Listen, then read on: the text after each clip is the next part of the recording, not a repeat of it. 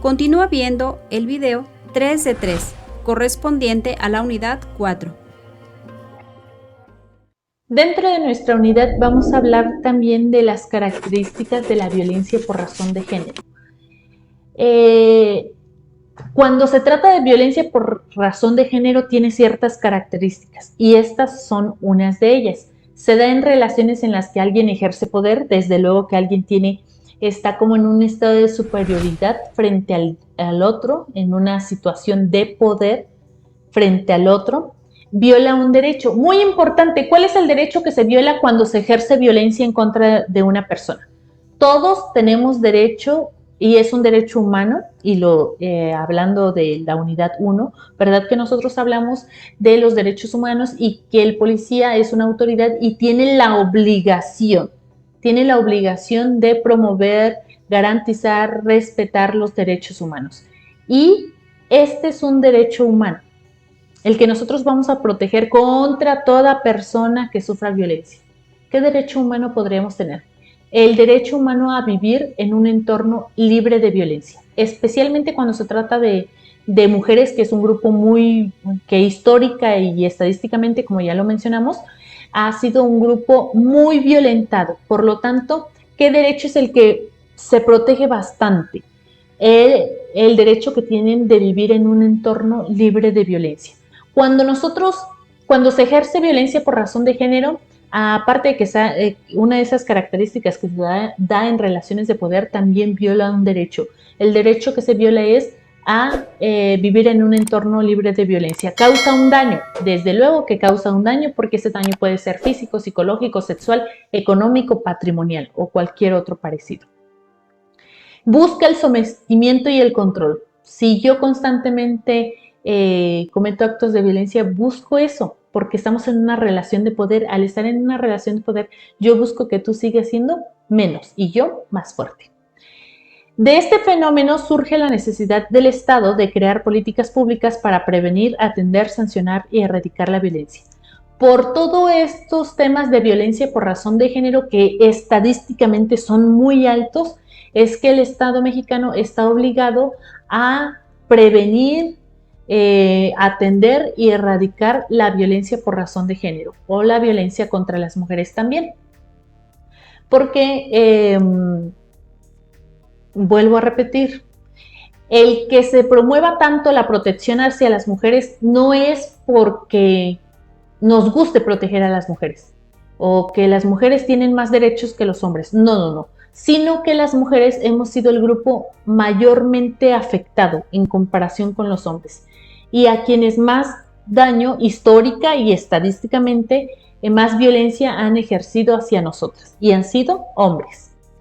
¿Cuántos tipos de violencia? De acuerdo a nuestra Ley General de Acceso de las Mujeres a una Vida Libre de Violencia, tenemos, y estos tipos de violencia los van a encontrar en todos lados. Por ejemplo, nosotros aquí en Oaxaca tenemos 10 tipos de violencia reconocidos en nuestra Ley Estatal de Acceso de las Mujeres a una Vida Libre de Violencia para el estado de Oaxaca.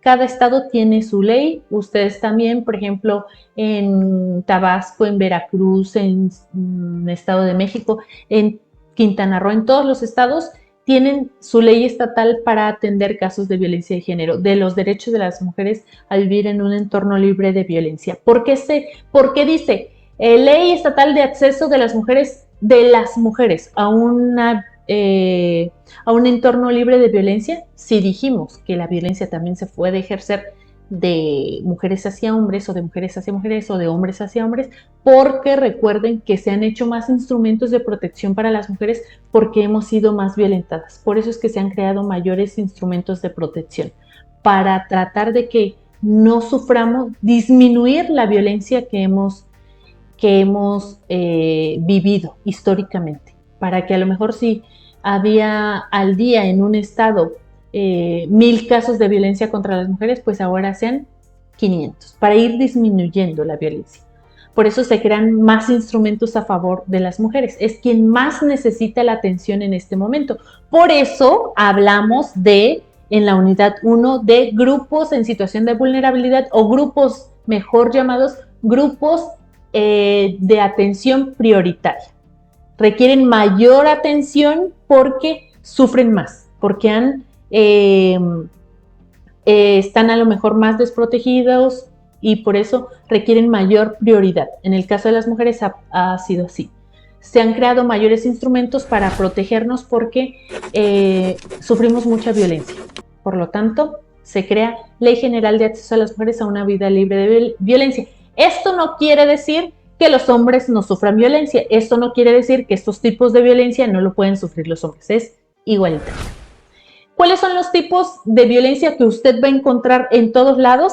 En el sector salud, en el sector administrativo, en todos los sectores. Cuando le hablen de violencia contra las mujeres, cuando le hablen de violencia por razón de género, siempre va a encontrar estos 5 tipos. Les comento, aquí en Oaxaca nosotros tenemos más. Nosotros dijimos tenemos 10 tipos. Bueno, en la ley general se establecen 5 específicamente. Violencia sexual, violencia económica, violencia física, violencia patrimonial y en el centro tenemos violencia psicológica. Pero el que la violencia psicológica esté dentro del círculo, existe una razón. ¿Cuál cree que sea? Porque la violencia psicológica la pusimos en el centro del círculo. Porque normalmente todos los demás actos de violencia, cuando sufre una persona esos actos de violencia, tienen como consecuencia también la violencia psicológica. Si alguien me golpea muy fuerte y me golpea, me patea, me jala de los cabellos, me golpea muy feo, seguramente me va a quedar un miedo, un estrés postraumático, una ansiedad, un temor. Bueno, eso ya es una afectación psicológica. Si alguien sufre una violación, lo mismo, va a tener una afectación psicológica. Si alguien sufre violencia económica, también puede generar a la par violencia psicológica. Si alguien sufre violencia patrimonial, también a la par puede sufrir violencia psicológica. Por eso la pusimos en el centro del círculo. Vamos a describir estos tipos de violencia de manera muy resumida porque ustedes seguramente ya tomaron cursos previos de violencia por razón de género. Vamos a hablar de la violencia psicológica. Hay algo muy importante que necesito que ustedes observen porque cuando pasemos a nuestra unidad 5, cuando nosotros realicemos actos de investigación en calidad de primer respondiente, vamos a tener que acreditar los tipos de violencia cuando se trate de una violencia por razón de género. Y en el caso de, recuerden que en la unidad 1 hablamos de que para acreditar la calidad de víctima siempre se tenía que acreditar el daño. Bueno, pues lo mismo vamos a emplear nosotros, eso vamos a emplear cuando se trate de delitos por razón de género. El primer contacto que nosotros tengamos como primer respondiente, ya sea a través de la denuncia, a través de la toma de entrevistas o recolección de indicios o que nos aporten indicios, todos deben de estar relacionados con acreditar el daño. Entonces, cuando hablemos de violencia, la violencia psicológica es acto o omisión que daña ¿qué? La estabilidad psicológica de la persona. Violencia física, acto que inflige un daño usando la fuerza física o algún tipo de arma u objeto. Violencia patrimonial es cualquier acto o omisión que menoscabe el patrimonio de las mujeres por transformación, sustracción, destrucción, retención. Si llegan a un domicilio y les dicen, la señora les dice, fíjese policía que mi esposo me rompió todos mis documentos, me los destruyó, mi acta de nacimiento, mi credencial me la cortó en cachitos con las tijeras, eso es violencia patrimonial. Las fotografías, el acta de nacimiento, la credencial del INE son bienes y son bienes de la esposa. Si alguien más se los destruye, entonces es violencia contra su patrimonio, sus bienes. Por lo tanto, es un tipo de violencia contra las mujeres también. Violencia económica. Todo acto o omisión del agresor que afecte la supervivencia económica de la víctima. Por ejemplo, que en los trabajos le pagan menos a las mujeres y hacen igual trabajo que los hombres, o que el esposo, ¿se acuerdan ustedes de, oye Bartola, y te dejo estos 2 pesos, pagas? Bueno, en ese entonces 2 pesos era mucho dinero. Ahora no le puedes decir a tu esposa, te dejo 2 pesos y con eso compras todo lo de la comida, porque 2 pesos no te alcanza. Es más, creo que ni los chicles cuestan 2 pesos, ya cuestan como 1, 2.50, no sé. el que tú le digas, no, te voy a dar esto nada más para que tú vivas, le voy a disminuir y con eso tienes que comprar la comida y la forzas a que con eso compre la comida y no le das para que compre sus toallas, no la dejas que salga a trabajar, pero tampoco le das para que lo básico para que ella pueda comprar cosas para su aseo personal, como toallas femeninas, cuestiones como esas. Bueno, todo eso que afecta a su supervivencia de manera económica es violencia económica. Violencia sexual es también muy clara. Es cualquier acto realizado por persona agresora que degrade, dañe o atente contra el cuerpo y la sexualidad de la víctima. Las víctimas tienen derecho, en este caso de violencia sexual, al libre desarrollo de la personalidad, a actuar como ellos quieren, y si tú la violentas, a libertad sexual también de elegir si quieren estar con una persona o con otra, o no tener relaciones sexuales. Eso es derecho de la víctima, únicamente, de la persona. Y si tú violentas a una persona por acoso, por violación, por abuso sexual, recordemos, vamos a diferenciar entre violación y abuso sexual. Abuso sexual van a ser tocamientos. Toco los pechos, le toco las piernas, le toco sus pompis, le toco lo que le haya tocado. Eso va a ser abuso sexual, tocamientos. Y una violación va a ser la introducción del miembro viril en la vagina, el ano o la boca de la víctima. Eso es la violación, forzosamente un acto de cópula. Si no hay ese acto, entonces va a quedar en abuso sexual. ¿Ok? Bien, todo acto que atente contra la dignidad, como el hostigamiento, el acoso, violación, abuso, incluso entre parejas, entre esposos se da la violación. Todo esto va a ser actos de violencia sexual. También la ley general maneja como tipo de violencia la violencia feminicida, que es la violencia extrema contra una mujer, que es la muerte de una mujer por una razón de género. Por ejemplo, el caso de Martina. Pero ahora, ¿por qué les hablo tanto de que existe violencia sexual, violencia económica, violencia patrimonial, violencia física? Especialmente nosotros que nos involucramos con el tema de delitos es porque nosotros, el mayor número de casos que recibimos siempre, y no creo que ustedes sea un caso totalmente diferente a los demás compañeros, el mayor número de delitos que reciben es violencia familiar. Muchos casos de violencia familiar son los que nunca faltan.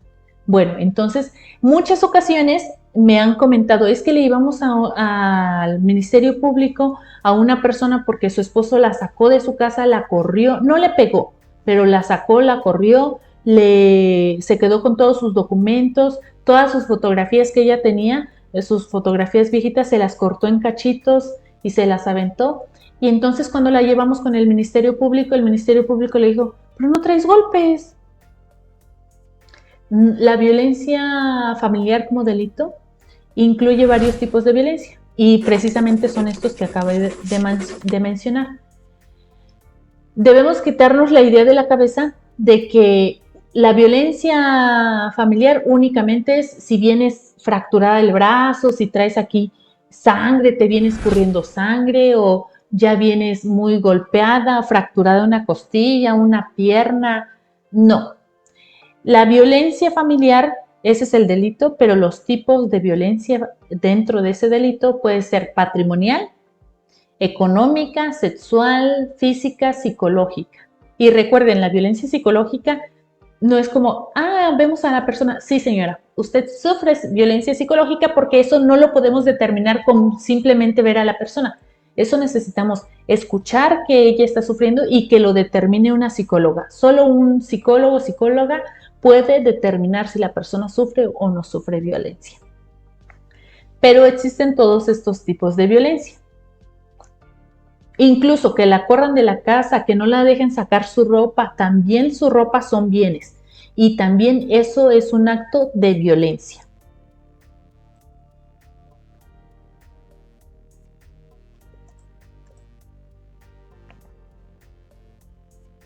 Yo les decía a ustedes, hablábamos de sexo y hablábamos de género. Para nosotros, en el estado de Oaxaca, y este es muy parecido a todos los demás estados, este es nuestro concepto de feminicidio. Se considera feminicidio el homicidio de una mujer realizado por razones de género. Así de simple, ese es el tipo penal, el delito, la descripción de lo que es el feminicidio. Ahora, aquí en Oaxaca hubo un caso en el que privaron de la vida a un hombre transvesti, transexual, que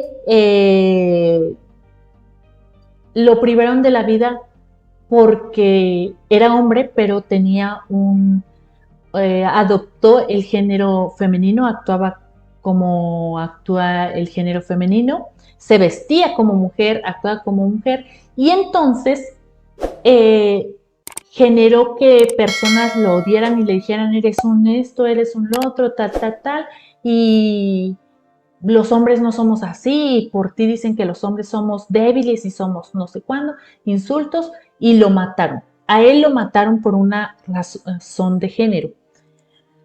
Pero, o sea, por una razón de género, porque los hombres no se deben de vestir de mujeres, entonces no encaja pues dentro de lo que uno establece que debe comportarse, y eso generó en los homicidas, en los agresores, que lo castigaran, que ellos lo vieran como un castigo, porque no cumple con el comportamiento que nosotros socialmente dijimos que debe de cumplir él por haber nacido hombre. Entonces, eso sí fue violencia, y también fue violencia por razón de género, y ellos lo querían acreditar como violencia, como el delito de feminicidio, pero nos remitimos al código, y el código es preciso. Por ejemplo, dice, se considera feminicidio el homicidio de una mujer realizado por razones de género. En este caso que les conté, sí hay un homicidio por razón de género, pero en el delito requiere que sea ¿qué? Que la víctima sea ¿qué? Mujer. Y cuando dicen mujer u hombre se están refiriendo al sexo, no al género. Por lo tanto, el sexo de esta persona a quien privaron de la vida era hombre, ya no encaja dentro de este delito. Entonces, como les comentaba, debe quedar muy claro que el sexo se refiere únicamente a hombre-mujer, y el género es lo que sí puede ser femenino y masculino, que puede o no coincidir con el sexo de nacimiento. Bueno, vamos a hablar ahora de los ámbitos de la violencia. ¿A qué nos referimos con los ámbitos de la violencia?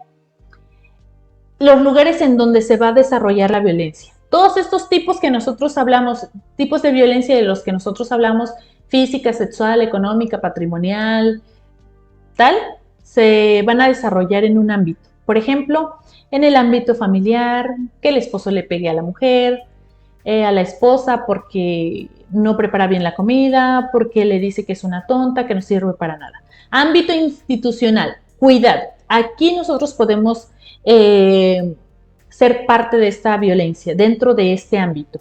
¿Para qué les sirve a ustedes conocer los tipos de violencia? Para cuando se trate de investigación, de acreditación, de entrevistas, todo para su informe policial homologado, para sus entrevistas, todo lo que nosotros le vamos a llevar al Ministerio Público. Pero ahora, ¿para qué les sirve a ustedes conocer los ámbitos de violencia? Esto sí es nada más conocimiento general, porque no van a ustedes nunca a determinar en el ámbito familiar, en el ámbito institucional, en el ámbito de la comunidad, no.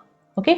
Bueno, es en los lugares, en los ámbitos, en los contextos en los que se da la violencia, y son ámbito familiar, ámbito institucional, en donde la violencia se ejerce por servidores públicos. Cualquier servidor público que ejerza cualquiera de los otros tipos de violencia, de los que hablamos: sexual, física, económica, patrimonial, psicológica. Ámbito laboral o docente, cometido por profesores o por compañeros de trabajo.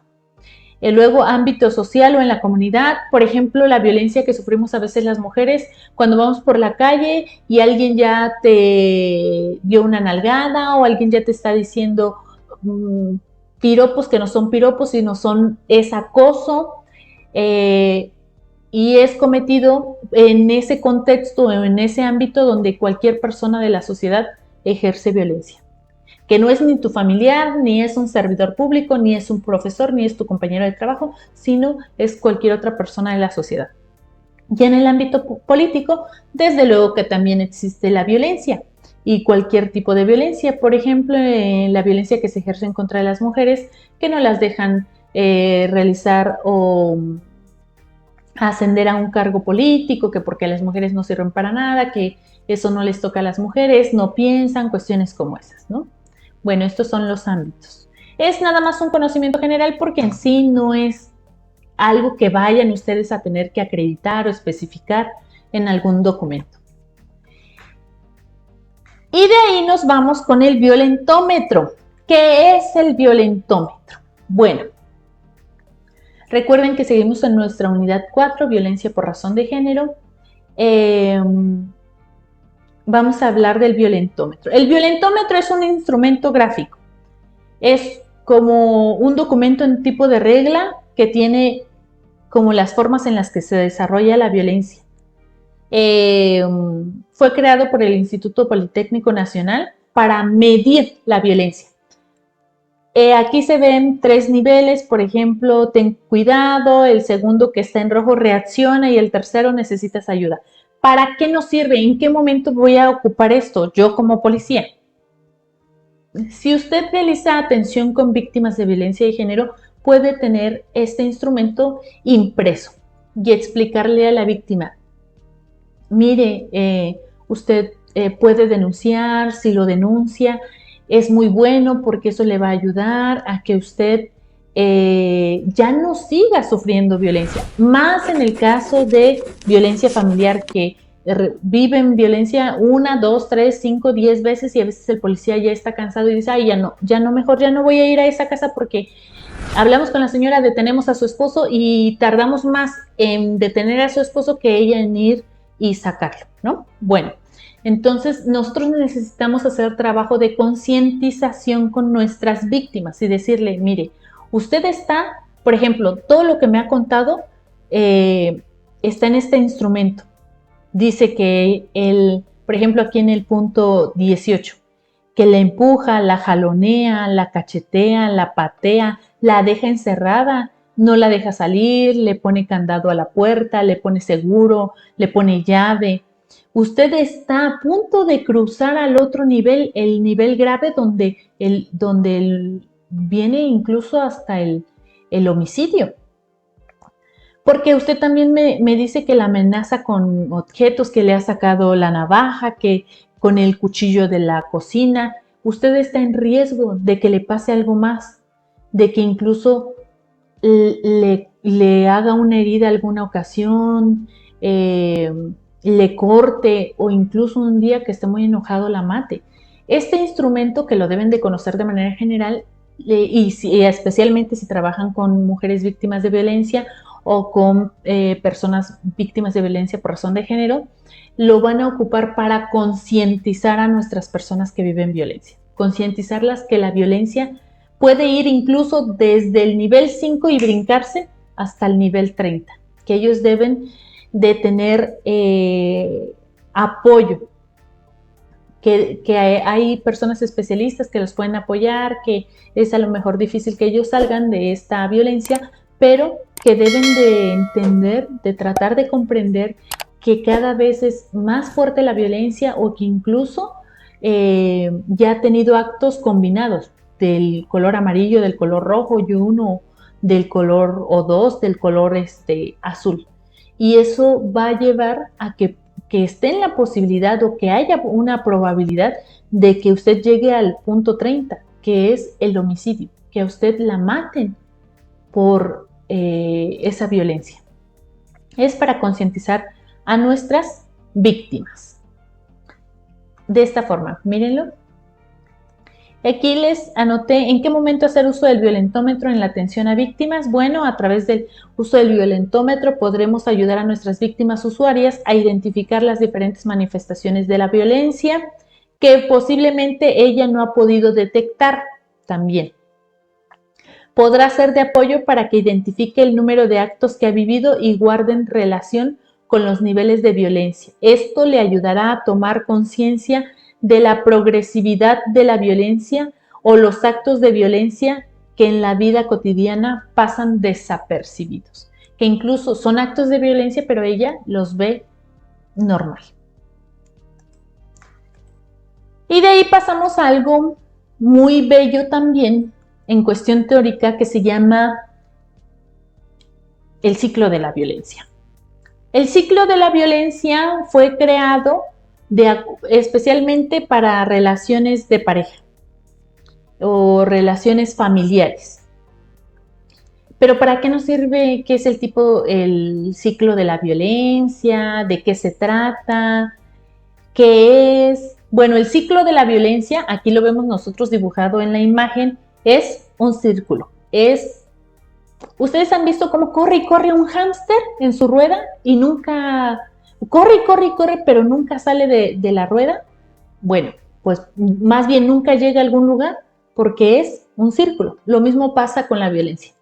Nunca llega a un lugar, es decir, ni se sale uno ni se sale el otro porque es básico, en un círculo. Entonces, todo pasa y vuelve a pasar y vuelve a pasar y vuelve a pasar y vuelve a pasar y no se rompe.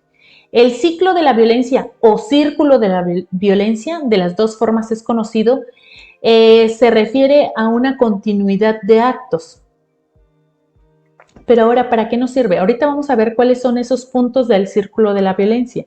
¿Para qué nos sirve conocer del círculo de la violencia? Nos sirve para explicarle a nuestras víctimas, especialmente nuestras víctimas que sufren violencia en un ámbito familiar, ya sea que del hijo hacia la madre, del hijo hacia el abuelo, del esposo hacia la esposa, de la esposa hacia el esposo, del novio hacia la novia, de la novia hacia cualquier ámbito familiar, especialmente con ellos, de que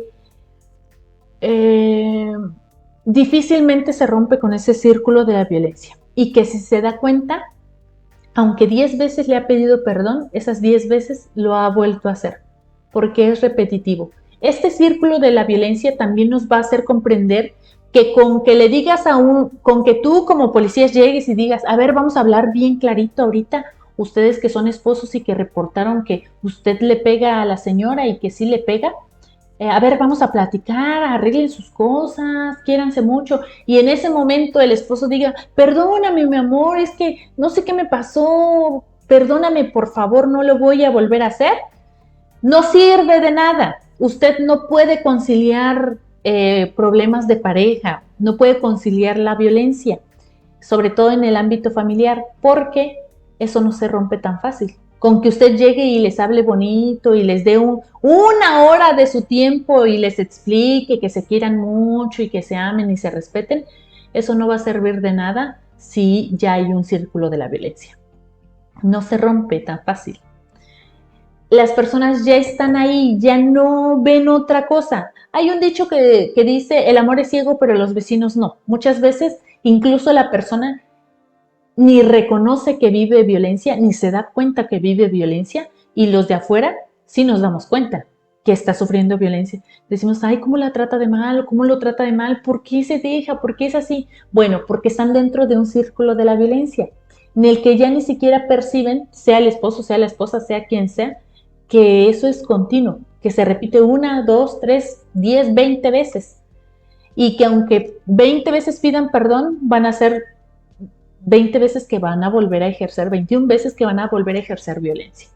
Usted no puede platicar o traer al padre de la iglesia para que ya no peleen, ya no les pegue, ya no la insulte, ya no la maltrate, porque seguramente muchas de esas ocasiones va a llegar a una violencia más alta. Por eso es que se prohíbe, usted no puede como policía ponerse y sentarse a platicar, sí lo puede hacer, pero no puede conciliar, no debe, legalmente usted no debe conciliar actos de violencia y más en el ámbito familiar. Usted no puede decirle a los esposos, vamos a platicar, platiquen bonito, a ver los tres ahorita que estoy acá, que no tengo otros reportes.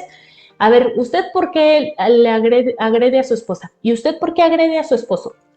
Pues miren, vamos a llegar a un acuerdo y esto. No. Incluso, ¿por qué no hay?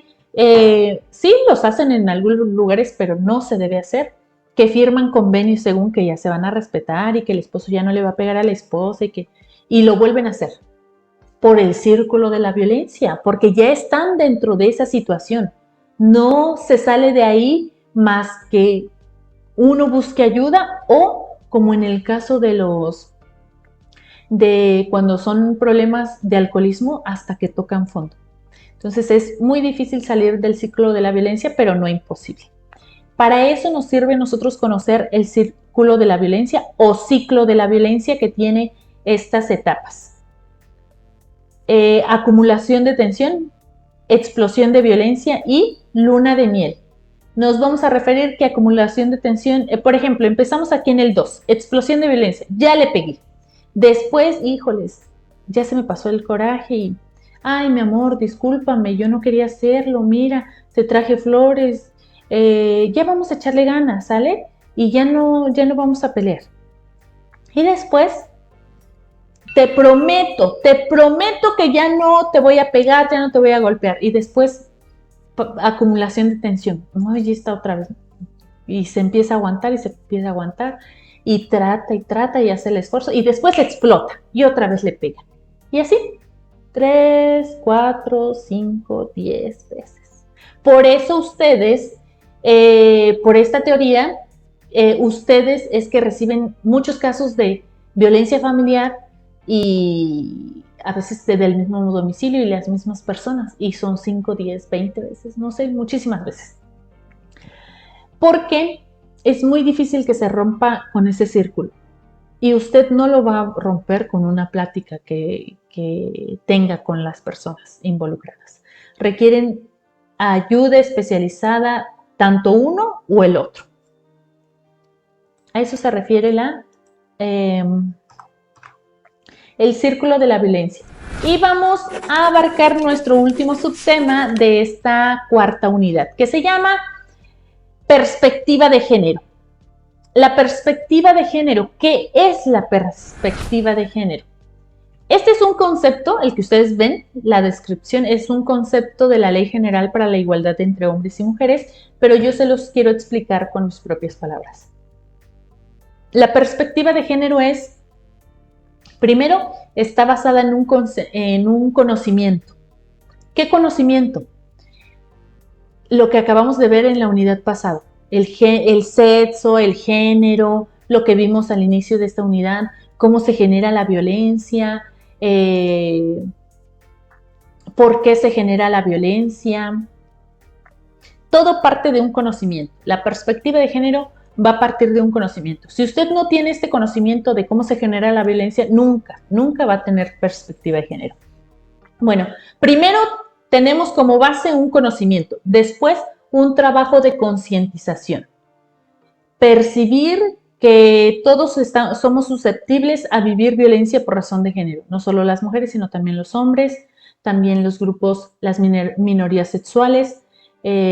Por lo tanto, esto no es culpa de los hombres, no es culpa de que vamos a atacar a los hombres o vamos a pelearnos contra los hombres, sino es una cuestión de educación, como hemos sido educados a través de los años.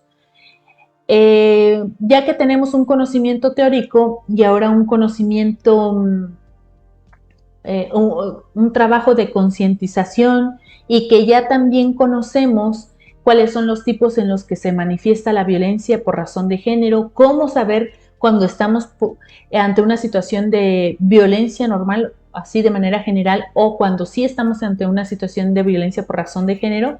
Cuando ya tenemos todo este conocimiento y además sabemos cómo se debe de actuar, porque tenemos leyes que nos dicen de esta forma actúa, de esta forma hazlo, de esta forma estos son los pasos que debes de seguir, entonces ya estamos en condiciones de tener una perspectiva de género. Vamos a hacer de cuenta que estos lentes, y es como un ejemplo que viene acá, que estos lentes tienen todo ese conocimiento, lo que ya vimos en la unidad pasada, la unidad 4, en la unidad 3, lo que vimos al inicio de esta unidad, que ya lo tienen estos lentes, y yo ahorita a lo mejor veo un caso y viene una chica y dice, A ver, viene con un escote muy pronunciado y una faldita corta y dice, es que en tal lugar acaban de ejercer violencia sexual en contra de ella, una violación. Y yo le digo, ay, pues así también como vienes vestida, tú los provocas. Tú provocaste que te hicieran eso. Pero si yo tengo perspectiva de género, es decir, si yo tengo el conocimiento de cómo se origina la violencia, de cómo es por estereotipos, basada en roles, en todo esto, si yo estoy concientizada sobre todo esto, entonces yo voy a poder ver las cosas diferentes y actuar, desde luego, pues diferente. Yo voy a atender a esa víctima bajo los principios de atención a víctimas que vimos en la unidad 1 y voy a saber que ella no tiene la culpa. El único culpable es el agresor, quien ejerció la violencia. Ella no tiene la culpa de haber sido víctima de un delito.